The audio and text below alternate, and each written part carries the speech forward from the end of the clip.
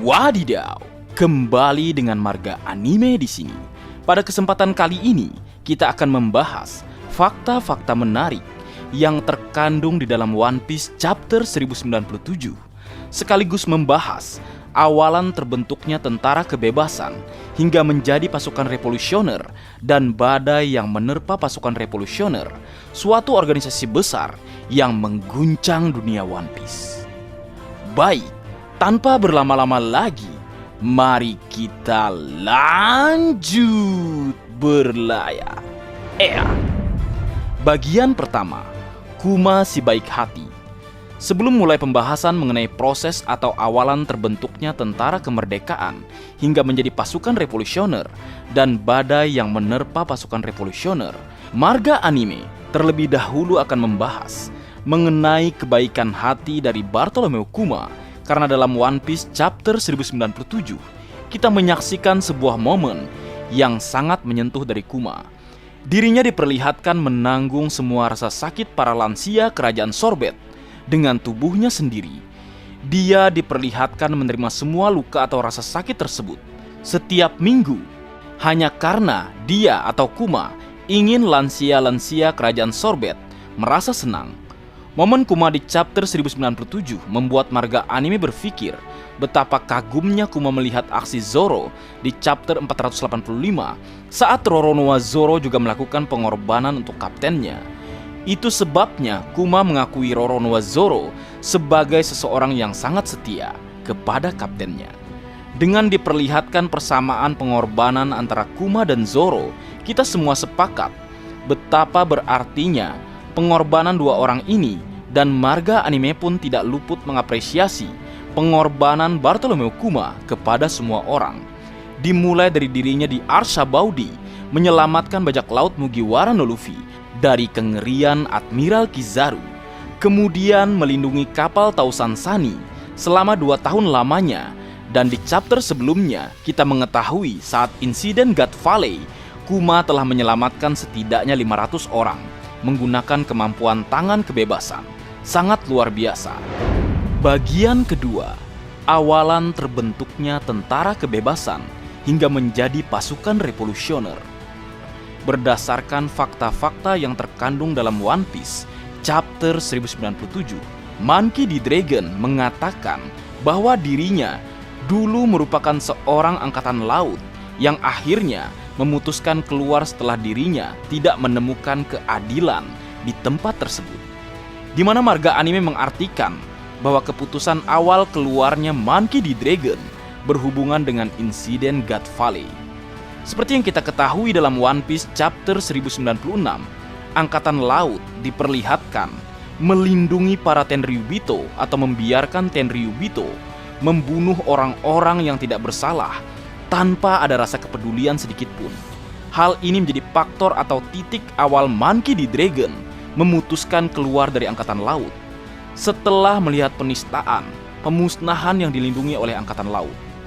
Kemudian narator dalam chapter 1097 juga yang menyebutkan era bajak laut dan insiden Ohara menjadi pemicu Monkey D. Dragon bersama Emforio Ivankov membentuk sebuah organisasi dengan nama Tentara Kebebasan. Sebuah organisasi yang bergerak melawan kezoliman pemerintah dunia dengan cara mengkudeta kerajaan-kerajaan yang memperbudak rakyatnya. Aksi Tentara Kebebasan yang kita saksikan dalam chapter 1097 telah digambarkan oleh Nico Robin sebelumnya, tepatnya pada chapter 432, di mana Nico Robin menyebutkan Monkey D. Dragon adalah orang yang melakukan sebuah revolusi di banyak kerajaan di dunia One Piece. Dan saat ini telah terhitung 12 kerajaan juga melakukan revolusi setelah insiden Reverie berakhir. Dan puncaknya adalah deklarasi munculnya Kaisar Api Sabo. Wadidaw. Bagian ketiga, badai yang menerpa pasukan revolusioner. Setelah Monkey D. Dragon dan Emforio Ivankov menjadi pilar kebebasan dunia One Piece, dan mereka berdua merekrut Bartolomeu Kuma dan juga Jinny sebagai komandan tentara kebebasan yang akhirnya berganti nama menjadi pasukan revolusioner. Disitulah dimulai beberapa badai yang menerpa pasukan revolusioner yang berdampak pada kehilangan satu persatu komandan terbaik pasukan revolusioner. Hal tersebut dimulai 14 tahun yang lalu di sebuah kerajaan. Komandan revolusioner timur, Jini, telah diculik oleh musuh tak terduga. Kita semua bisa menyaksikan gambaran Monkey D. Dragon panik setelah mengetahui Jini tertangkap.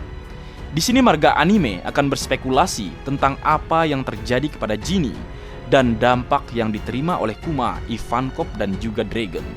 Seperti yang terdapat di panel terakhir chapter 1097, kita bisa melihat sebuah siluet seseorang yang tak terduga adalah sosok yang menangkap Jini.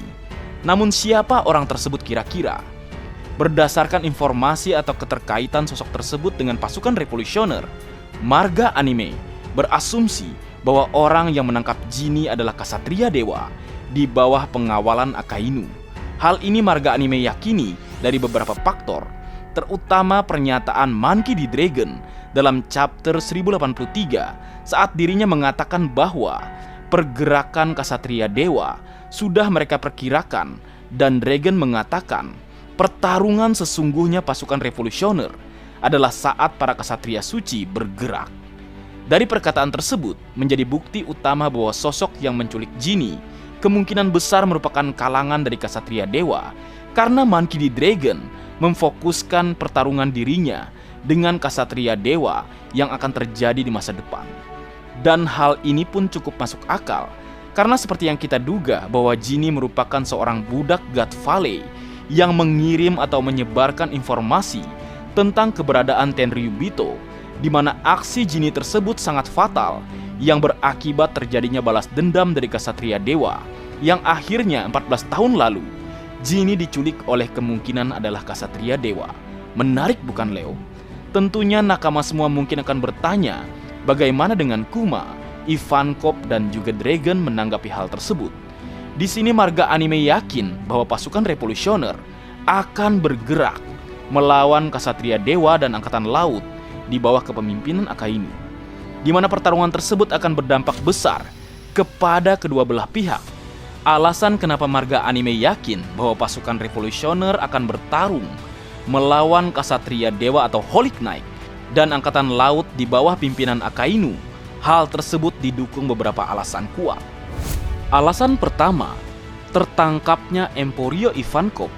Kita semua tahu dalam chapter 537, Oda Sensei memperkenalkan kepada kita semua pilar kebebasan Emporio Ivankov berada di dalam penjara bawah laut Impel Down, di mana Ivankov sendiri juga menyebutkan bahwa dirinya telah lama berada di sana, hingga dirinya menciptakan tempat rahasia dunia Okama di level 5.5. Dari fakta terungkapnya Emporio Ivankov ini sangat masuk akal bahwa di masa lalu, 14 tahun yang lalu, pasukan revolusioner melakukan pertempuran melawan Ksatria Dewa dan Angkatan Laut.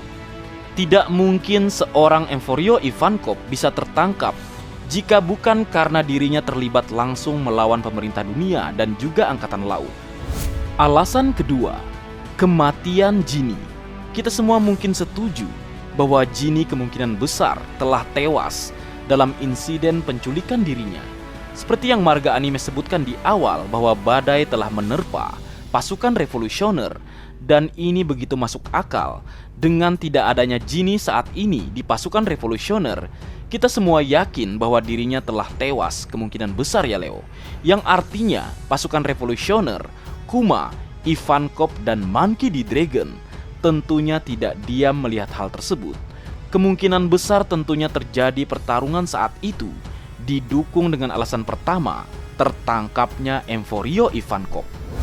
Alasan ketiga, keputusan Kuma dan kehancuran kerajaan Sorbet. Setelah marga anime memaparkan dua alasan terjadinya pertarungan antara pasukan revolusioner melawan Ksatria Suci atau Holy Knight, tentu saja Kuma sebagai orang terdekat Jini tidak hanya diam melihat Jini diculik. Tentu saja Monkey D. Dragon, Ivankov, dan Kuma memutuskan untuk menyelamatkan Jini, di mana keputusan Kuma ini berdampak pada kehancuran kerajaan Sorbet. Kenapa marga anime yakin? Karena dalam chapter 595 dan chapter 1092 Akainu memiliki dialog menarik dengan Jewelry Bunny tentang Kuma, di mana gambaran tersebut sangat cocok pada pembahasan kita pada kesempatan kali ini, didukung dengan keterkaitan antara Akainu dan Monkey D. Dragon saat berada di angkatan laut. Dan kebencian Akainu terhadap Monkey D. Dragon menjadi alasan kuat kerajaan Sorbet dihancurkan oleh Akainu saat Kuma, Ivankov, dan Monkey D. Dragon bertarung melawan Ksatria Dewa atau Holy Knight, di mana momen tersebut terjadi berbarengan yang berakibat pasukan revolusioner kehilangan orang-orang terbaiknya, mulai dari kematian Jinny, tertangkapnya Ivankov, dan terakhir keputusan akhir Kuma menjadi seorang cyborg. Jadi itulah beberapa spekulasi dan alasan badai yang menerpa pasukan revolusioner dan terjadinya pertarungan melawan Ksatria Suci dan Angkatan Laut yang berdampak besar kepada kehilangan orang-orang terbaik yang dimiliki oleh Monkey D. Dragon. Menarik bukan, Leo? Dan di sini marga anime akan memberitahukan para nakama bahwa sebentar lagi kita akan memasuki chapter 1100, di mana chapter 1100 akan menjadi chapter yang sangat megah nantinya. Kemungkinan besar ya, Leo. Hal ini didukung berdasarkan paralel kemunculan Monkey D. Dragon di chapter 100, yang artinya kemungkinan besar chapter 1100 kita akan melihat kedatangan Monkey D. Dragon ke Pulau Egghead untuk menyelamatkan Jewelry Bunny, Dr. Vegapunk, atau Kuma nantinya. Dan perlu diingat, Jewelry Bunny berharap dirinya diselamatkan oleh pejuang kebebasan di chapter 1095, dan di chapter 1097 Kuma mengatakan Monkey D. Dragon sebagai pejuang kebebasan. Dua paralel yang menarik menggambarkan Monkey D. Luffy dan Monkey D. Dragon. Dan di sini kita akan menunggu panggung megah yang akan melibatkan ayah dan anak, Monkey D. Dragon dan Monkey D. Luffy nantinya. Jadi itulah, Leo, beberapa fakta-fakta menarik dan pembahasan yang terkandung dalam chapter 1097. Marga Anime berharap para nakama atau penonton bisa menikmati pembahasan kali ini. Baik, mungkin segitu dulu yang bisa aku bagi bersama kalian, Leo. Semoga kalian terhibur dengan apa yang aku buat dalam kesempatan kali ini. Terakhir, jika ada kesalahan dalam pengucapan atau hal yang menurut kalian kurang pas atau kurang tepat, Marga Anime memohon maaf yang sebesar-besarnya. Sekian.